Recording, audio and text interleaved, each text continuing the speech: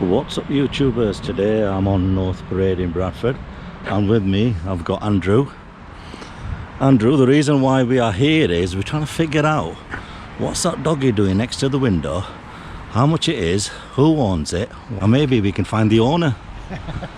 Well, I've been doing some research because this has been a bit of a topic in the Telegraph and Argus recently, because they're looking at doing some restoration of Northgate. And you probably can see beside me where the Ōsla statue is, they're making like a garden area here, so they're improving it. But these buildings came into question, and for many years that dog has sat there, and some people have seen it, some people haven't.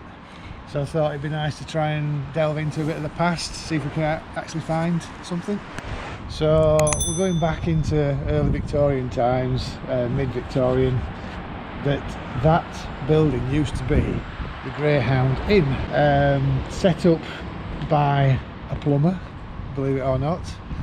And what I'm going to do is I'm going to give you sort of a little bit of this is your life scenario, because I can tell you a little bit about the chap that originally set it up from 1867 to 1891 when it finally closed, and there was a couple of landlords,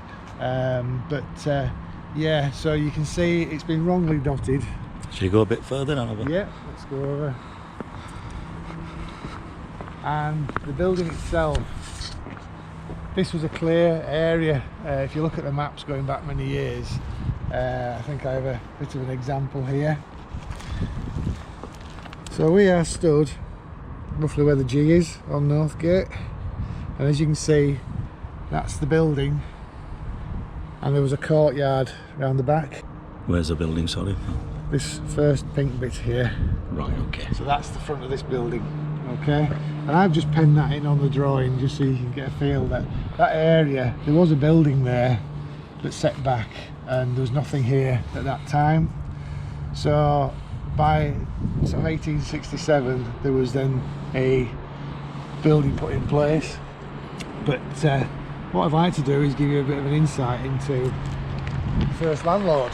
Digging through the records, I found that we had a 𝗧𝗹𝗲𝗍, which is spelled R-E-E-C-E. He was born in 1817 in 𝗧𝗹𝗲, so he was not a Bradford chap, but he seemed to have business ties here. But first, I have a record of him getting married. Now, he's been married more than once, as this chap. I found his first marriage, which was in 1842. Now, 𝗧𝗹𝗲𝗍, bachelor and a plumber. So this is the plumber's connection, okay? His father, William Rees, was an engineer, but obviously he took the trade as plumber. Now, he married Hannah Driver. Right. This gets a little bit sinister at this point. Yeah. Because he, on the document, he was at full age for being married, but Hannah says that she's a minor. Right. So she was underage, yet it was allowed. They actually got married. I couldn't get it into my head how this could have happened, because obviously church connections and stuff, but looking into it, I mean, he could write, that's his signature. She could write as well. I'm not so sure what age she was as a minor at that time, I don't know. Is it under 16 or I don't know. But I wanted to try and prove why they got married.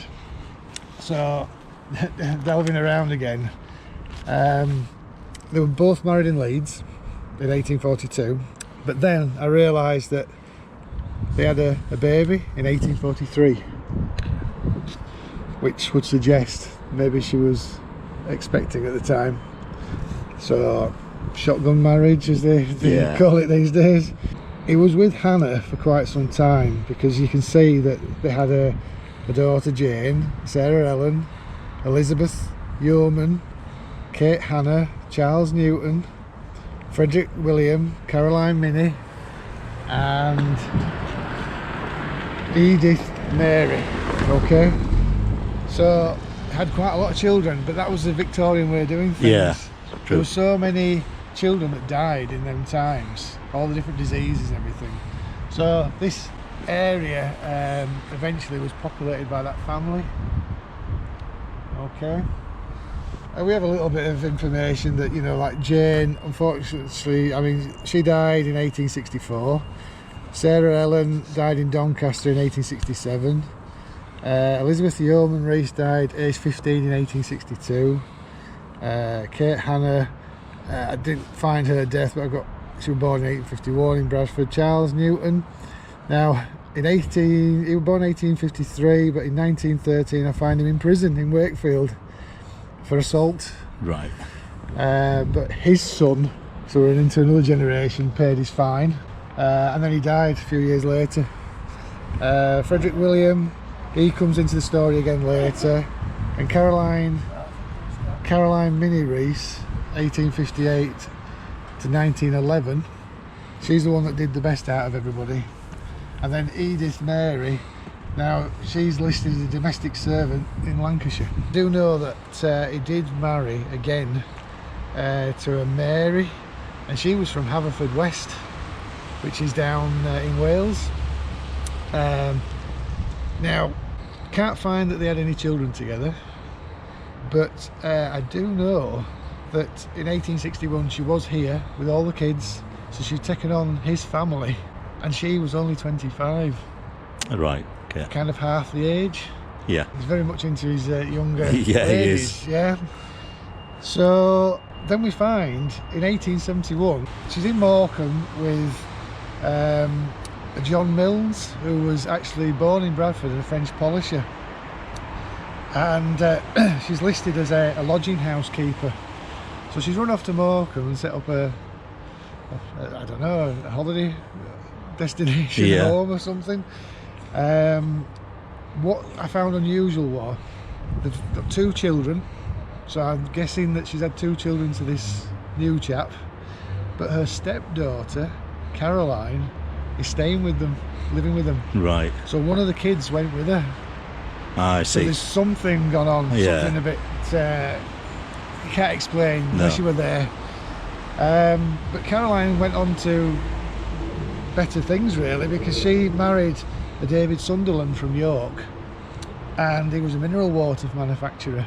Right. And they eventually came back to Bradford, living at number 36 Salt Street, and they well, she died in 1911, so she had a full life, got married.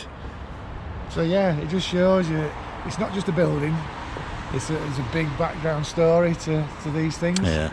Well, that's what we do with our channel. We try to connect the personality with the building. That's right. And you know, end of the day, if you can find the resting place of that person, we do visit that place. But it gives you a sort of background to the building and the context of it all.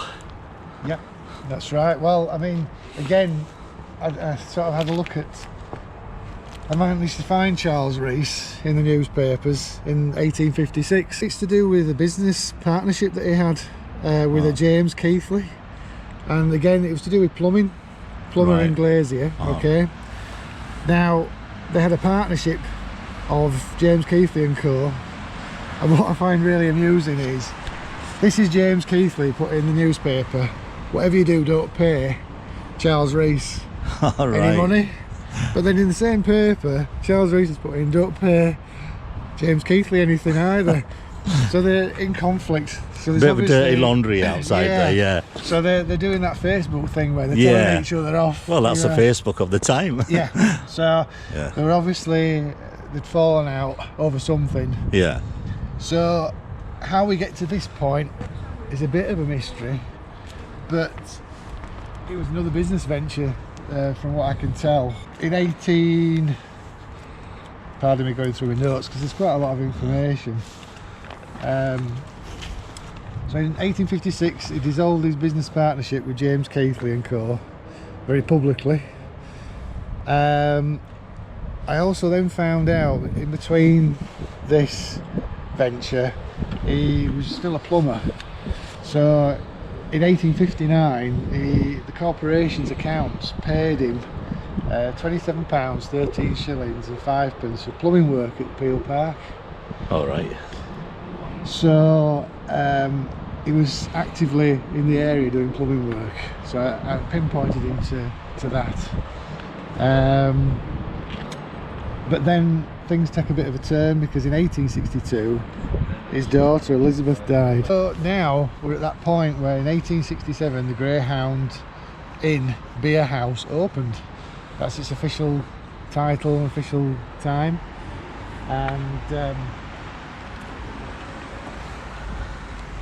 it needed to keep applying for licenses, so it's a bit like when you get your TV license every year, but if you had a beer license you had to apply to the local authority, the Bradford Borough Corporation, whatever it was at the time. So one of the cases for him having this as a beer house and somewhere for people to stay was that he had a suitable backyard for stabling 8 to 10 horses. Right. Now, the only other places around here at the time was like the Royal Standard and that, which had stabling, but also it was that connection with local theatres and things like that, where they wanted somebody to prove that it was worthy to be here. Right. I mean, we had the Nelson public house opposite.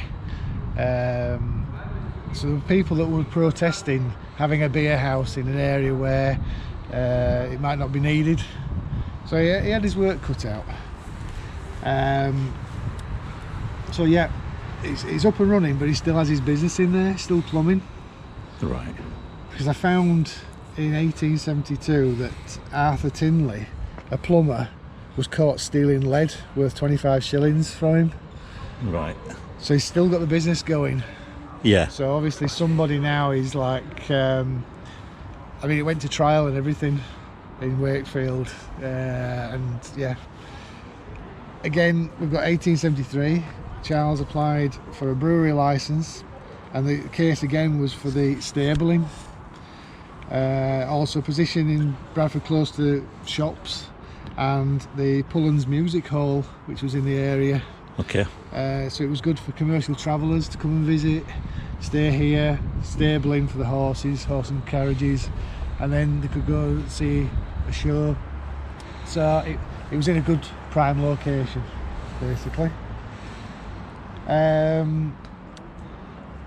We also know that obviously his second wife went off to Morecambe now, okay? But he did get married again. So we've got a Frances Anne Rees. She appears now into the workings of it all.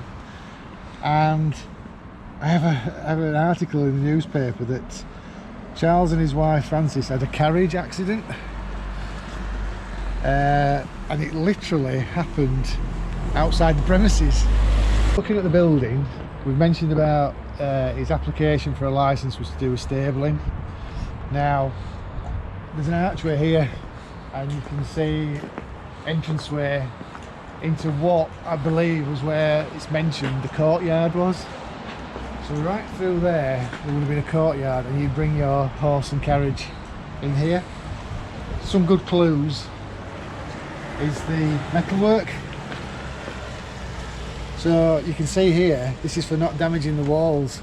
Okay. If you've got a cart with the old wooden wheels, and sort of the centres would catch walls and things, and so would the wheels. So it's to protect and guide as well. So yeah, it's a bit of a, it would be nice to see what still exists, but obviously it's not possible.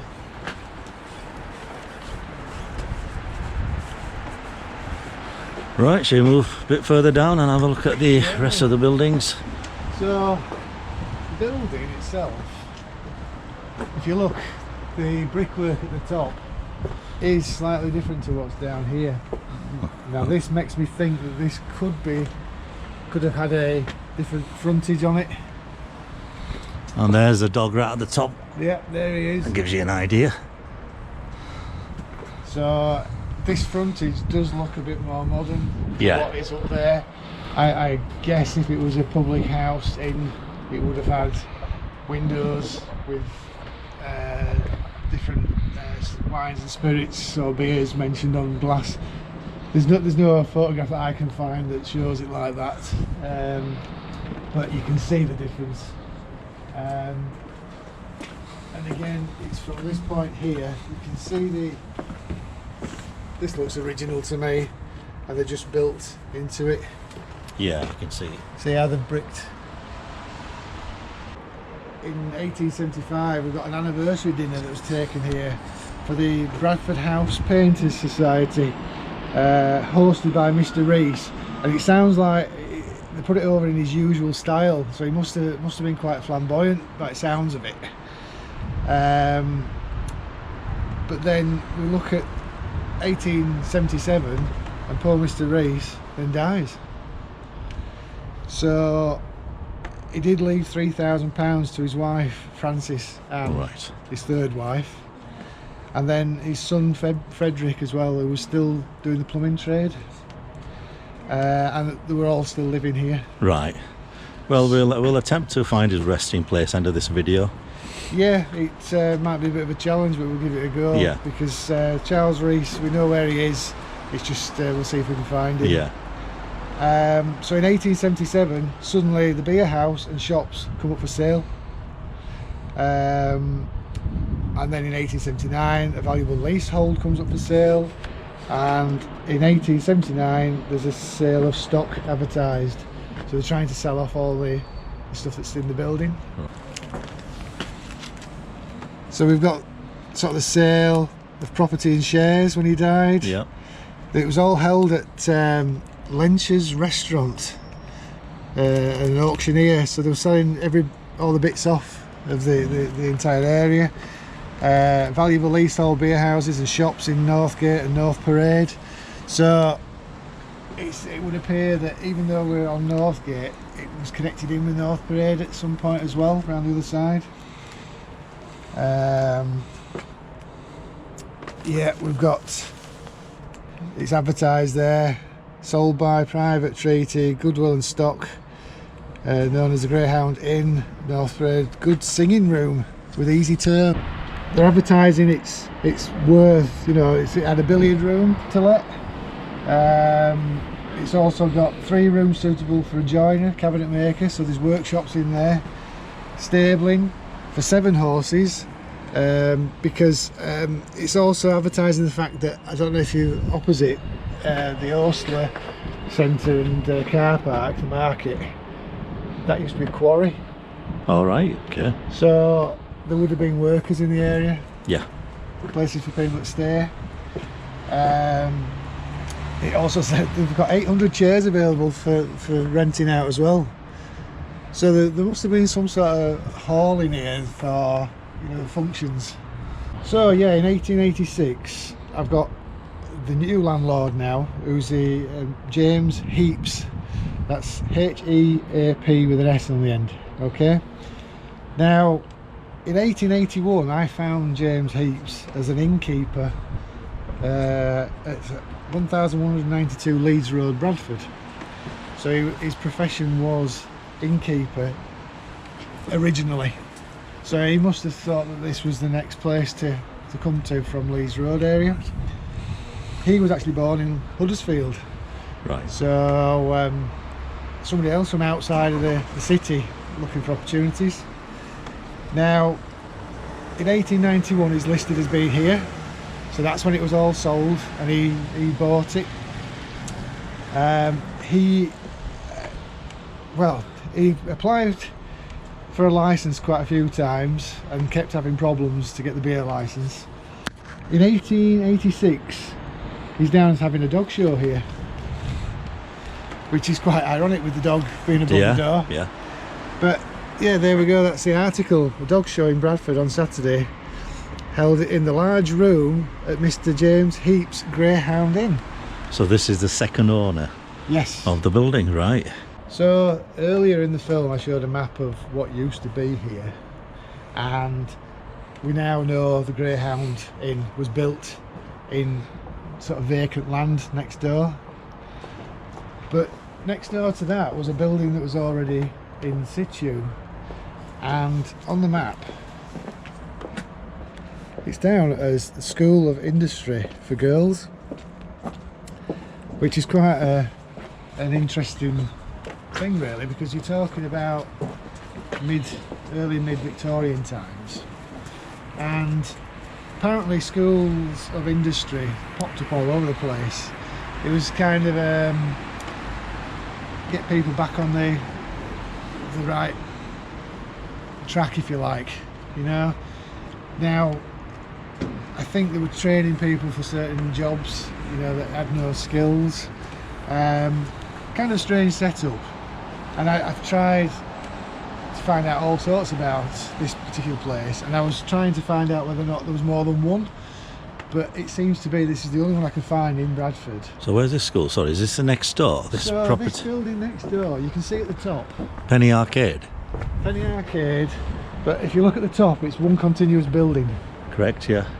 And it's the old, it's almost Georgian style bricks. Right. So they're quite big, if you look at the difference. Oh, so yes. The stonework is quite different. That's proper mason stone, and those are bricks. The larger stones on that side. Yeah, so that's a cheaper build, but that... So, what you're looking at is... I don't know if it's the same frontage, but in orange there is where I've marked this would have been this school for girls. Right, okay, that's interesting. So the matron here obviously was complaining about loose women hanging around with our last landlord, but this school had been here pre the inn. Right. Which is quite unusual that it was allowed to be built next to a school. Yeah, You've got I a see. drinking place. Yeah. Yeah.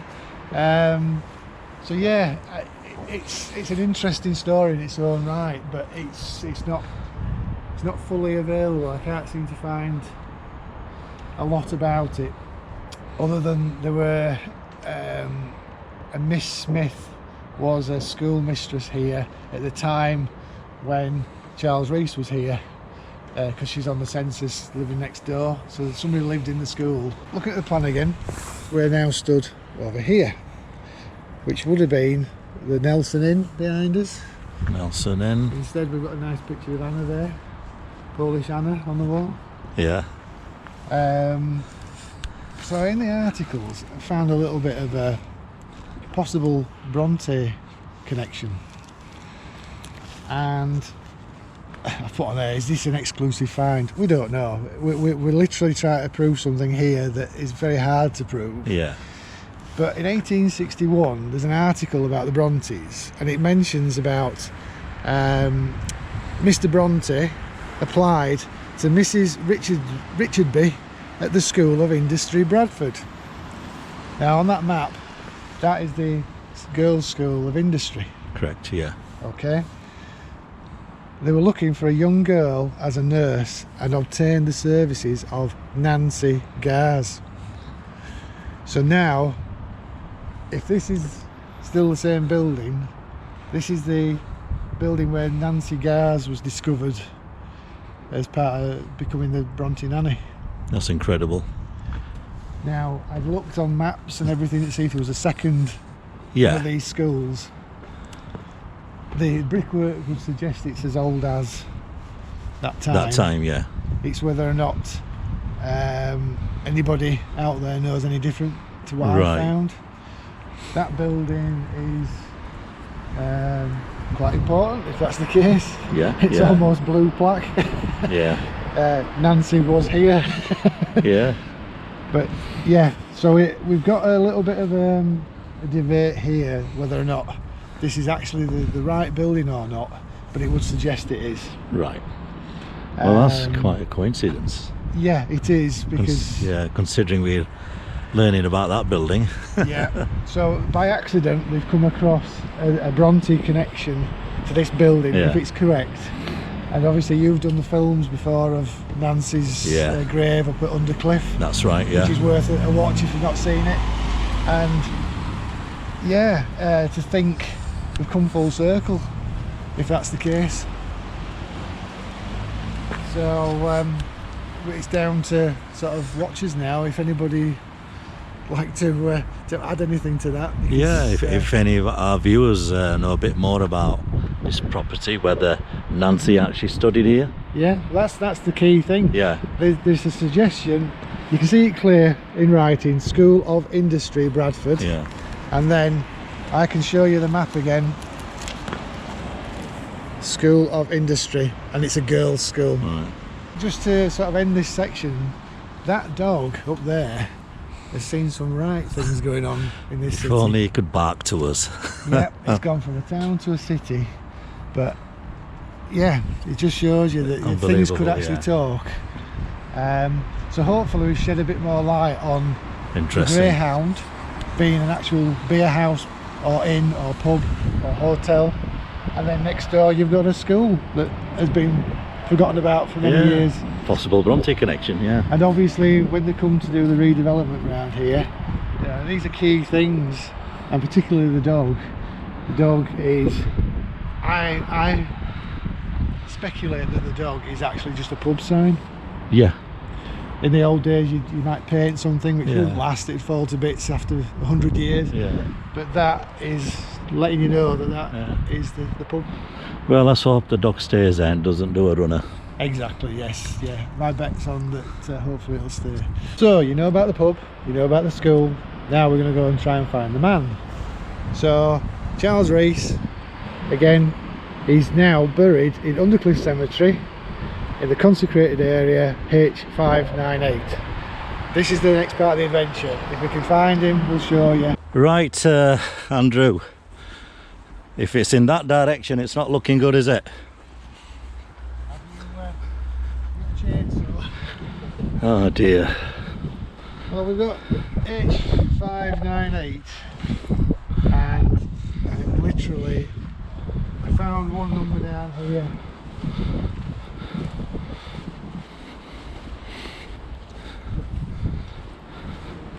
We've got 𝗧301.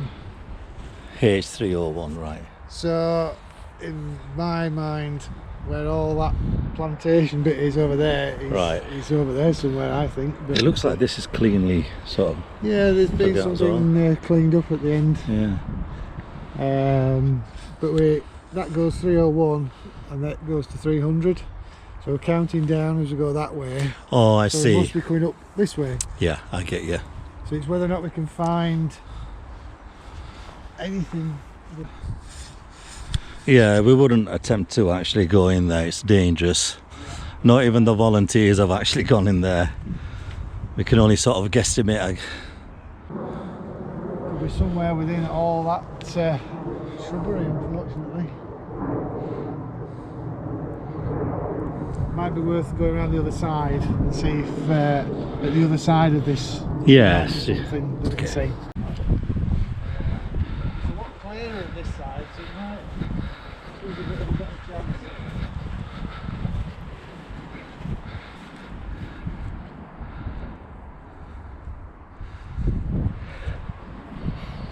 That's incredible, all those headstones, you don't know what history it holds in that area. Oh, hang on. 𝗧500. So, 461. How many plots off? 98 plots off. 98 plots off, but we're going into that. It does look that way. Oh god, we're so close, yet so far.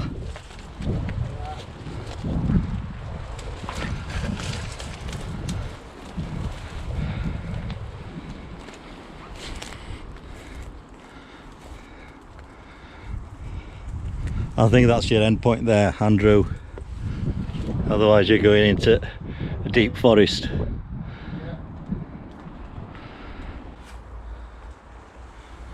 Frustrating, isn't it? Yeah. So there's no way, that's just totally blocked off. Totally blocked off. Writing master. Right.